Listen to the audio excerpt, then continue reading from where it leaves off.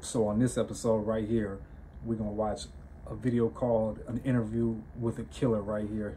And the reason I made this video right here and the reason I chose this video to do a reaction to is because while you incarcerated, this is the kind of person that you be around on a regular basis.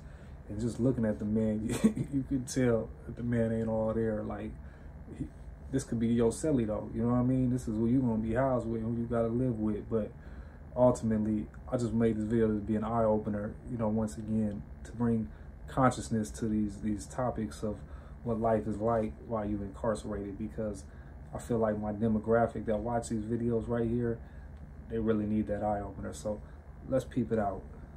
My name is Daniel Seltzer. I've been in Wabash probably for about 2 years this time. So. And can you tell me, you first came into the system as a juvenile, right? You were yeah, I got arrested back in July 1st of 1977. Still remember the day? Yeah. So we're doing this special. Before we get too far, man said he'd been locked up since 1977. It's 2022. This man been locked up since 1977. Think about that. This man been incarcerated. He been locked up. Prison is his life for what he knows since 1977. Think about how the world is spent since 1977. Man. Special, just following kids in the system. Mm-hmm. And they're very curious about what their future holds. And some of these kids, we've got a couple of 15-year-olds who were sentenced to 30 years. Mm-hmm. And they're very curious about what the future holds for them with life in prison.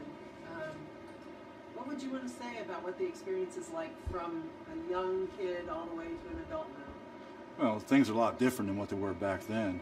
So, you know, best thing for a person to do is try to get their education in now.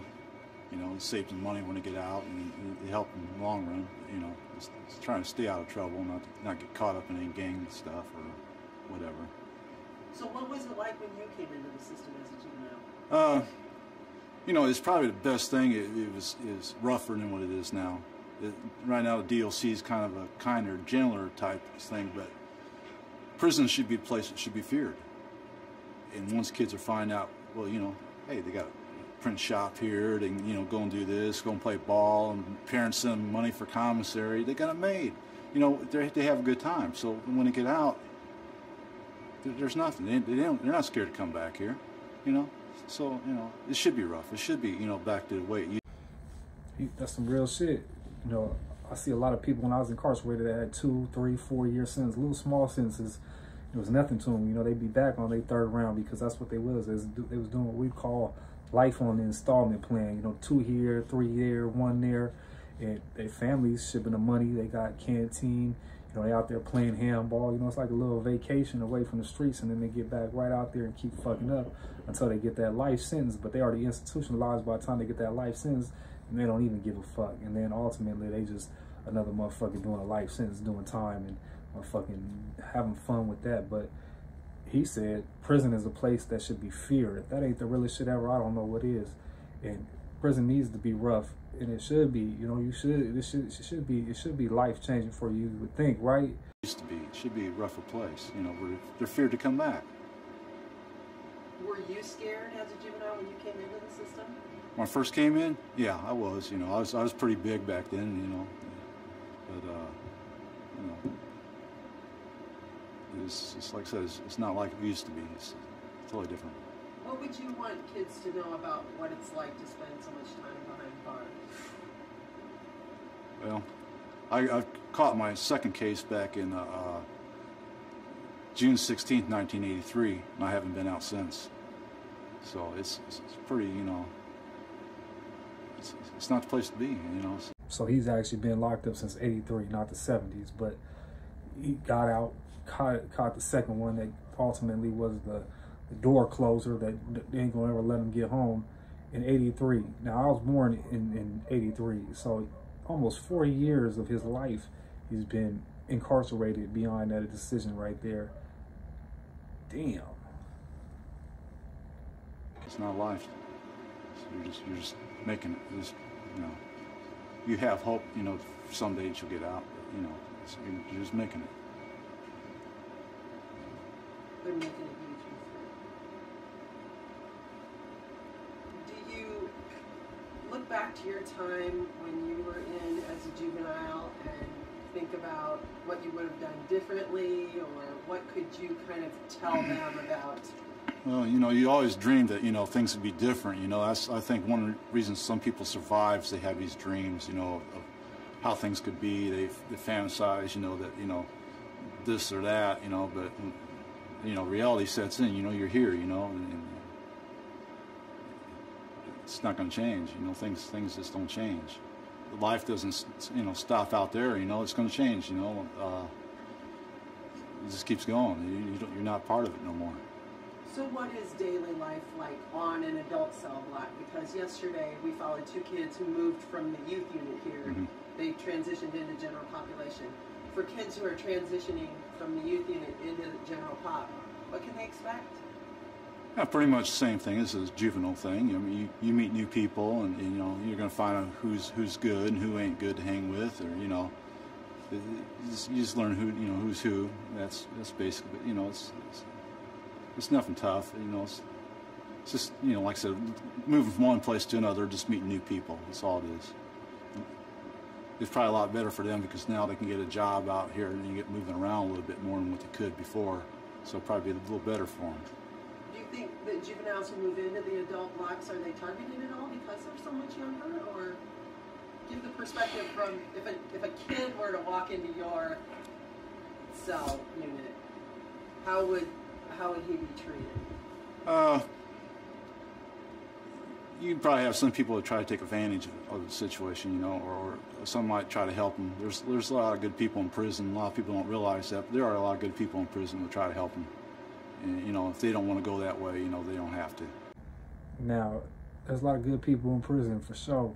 For sure. He's 100% accurate on that. At the same time, there's some good people willing to help a kid that's moving into the cell block, believe me.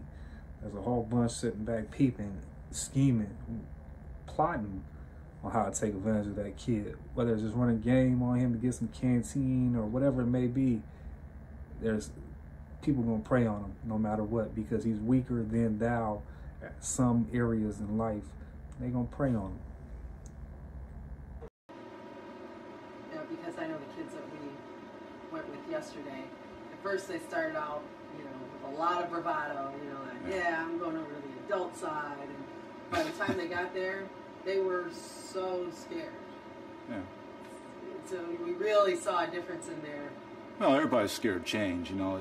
You never know what's going to happen. So, you know, it's that way with adults, too, you know. You don't know what's going to happen. You get moved from one penitentiary to another, you don't know what's going to happen. So, you know, you're kind of leery of who, you know, you're dealing with, and if they're coming at you with a game or something, so, you know. Do you feel like your whole mindset changes once you're in prison? Do you have to kind of adopt a different mindset of how to live? For me, I think maybe it was better that I didn't have nobody out there you know, at first. You know, a lot of people have problems because they're dealing with their family outside, and you know, they're worried about their kids or their wife, and their wife ends up, you know, getting divorced, and so yeah, there's you know, and that bothers them because they can't do nothing. They're here, they're stuck here. They can't, you know, can't deal with it. So it probably helped me in the long run that I, you know, didn't have nothing. So you didn't have anyone coming to visit you, or? No. Was it hard? No, not really. I mean, like I said, I didn't have to deal with that out there and in here. And It's stressful when you have to go to a visit and see your people, see your loved one, whatever it may be, and then you got to go back to that reality. So what he's saying is, by him not having none of that, it was easier for him to get into a mode of doing time and being able to jail without having the stresses of the outside world, because you know, a lot of times people that's incarcerated, they trying to control the situation on the outside, but they can't. But they really, you know, they really should just really say goodbye, because more than likely they people at some point you're gonna say goodbye to them. You know what I mean? But ultimately, you know, he's saying it's easier for him to do time by not having nobody on the outside when he first got incarcerated. you know, you know, in some ways it bothers you. You know, there's nobody out there, but you know, this is part of your life now. You know. We have a lot of kids who have been here for quite a while. Some kids you know, been here 8 months, a year, and haven't had a single visit. And I just found that sad. I felt bad for them. It's just because they're so young. Right. Well, I think when I first got locked up, I didn't get a visit for maybe like 6, 7 months, something like that. You know, and it was shorter distance. But, you know, like I said, life goes on out there, and they have other things to do. But, you know, they don't realize, you know, some people, a lot of kids are in here stealing because they didn't have nothing. And for their parents to be able to come here, you know, it's a big thing. It's a big thing. You got to think when you get to the penitentiary, for somebody's family to come visit you, they got to drive miles and miles, which is hours and hours, to some remote spot in the state to go into a facility to get patted down, to have to deal with all that bullshit, to sit at a table with you for X amount of hours, eat vending machine food that's ridiculously priced, you know what I mean? And then drive all those miles all over again to go back. And believe me, I mean, every visiting rooms be packed every weekend and everything, but ultimately, you know what I mean, it's a big deal, like you said, for your family to come visit you. That's a, you know, that's a whole program to itself, just to go and see you for a couple hours one day out the week. You know what I mean? We have a couple of kids who are in on, they got 30-year sentences for murder, and I think that people read newspaper stories and they envision monsters. What we're trying to show with this project is these are kids who obviously have made some serious mistakes. Maybe they didn't intend to, but that's what happened. What would you want to tell people who are out there who think that kids who get into these situations are nothing but monsters? Well, I think a lot of times when they look at a murder, they only look at the person who's committed it, but they don't look what actually caused the murder, and they don't think about that. They don't think, when you go to court, it's always, he was such a nice and loving individual, but they don't look at the other side of the guy. They don't present that. The prosecution don't present, because that ruined their case. And so they always try to make you look a bit worse than what you are, but they don't present the true thing, what caused it, what actually drove a guy to murder.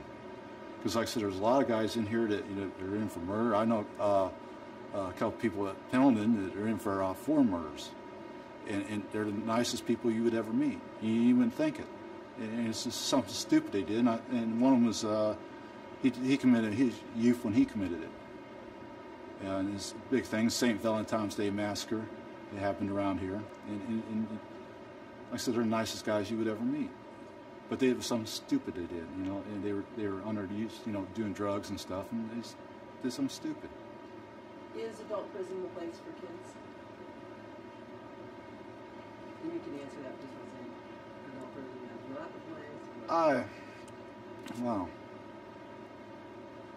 I don't think it should be. I don't, maybe you should keep them as juvenile, until they get a certain age, or have a certain prison for them, just for that. But like I said, if they're just doing a short time, I think it'd be good for them to be here. So like I said, to be scared. What's last question? What would you want to say to kids out there who are teetering on the brink, maybe getting into a lot of trouble, haven't come to a place like this yet, but there's maybe a fear that they might? What would you want them to know? Wow. There's always people to listen out to people out there. I've learned that after I've gotten in trouble, several teachers have come and talked to me that I never knew. That and there's a lot of people who talk. Listen, if you're having problems. They didn't have a lot of things that are out there now that when I was arrested back then, where I could have got help. But, tell them to seek out help. Yeah. Is there anything you want people to know about you and how you're doing and kind of what your life has been like? Well, I'm still fighting my case. I'm not giving up. I'll eventually end up proving my innocence. But I'm still kicking. Do you dream about the day you'll walk out of these prison doors? Oh, all the time. All the time. Say, I dream about the day. Yeah, I dream. Say, I dream about the day I walk out of these doors. Oh, I dream about the day I walk out these doors.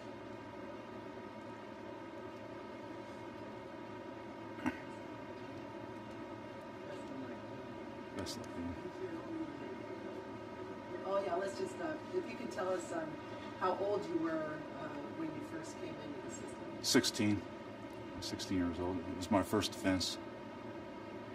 And it was actually arrest for armed robbery. I actually stuck a gun in a guy's face that owed me money. And the same judge that awarded me the civil case against him gave me my time. So he wasn't too happy.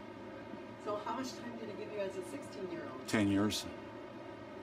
That's first offense. That was the first time you ever got into the system? Yeah. Well, I had a trespassing once. Yeah.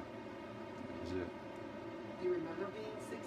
Do you remember back then being a kid? When I look at the kids we're filming, can you remember all that? Some of it. Some of it. It's been a while. My man ain't even had no time to think about being in childhood. 40 years he been in the penitentiary. Of course he can't think about childhood time. He ain't thought about being 16, 17. That life is, he knew it stopped existing many, many moons ago. And it's sad to think that the only time that man can see himself free is when he dreams of, you know what I mean? But, it's like I told you in the other videos, the only hope someone got while they're incarcerated is to turn over their case. That's the only hope for a lot of people in there. And they constantly, 40 years later, he's still fighting that case, hoping that he's going to walk out of there innocent. He's going to prove his innocence. He's going to find a technicality somewhere in there and get released. You know what I mean? Only God knows will he ever, if he has, or what it is. But reality is he's got a life sentence, and they're going to make him walk that down until he can find that technicality and get it in front of the judge. And the judge will sign off on that, because not he's just going to keep waking up to Groundhog's Day every day, and every day. Once again, the cold reality of one decision have you in that man's position.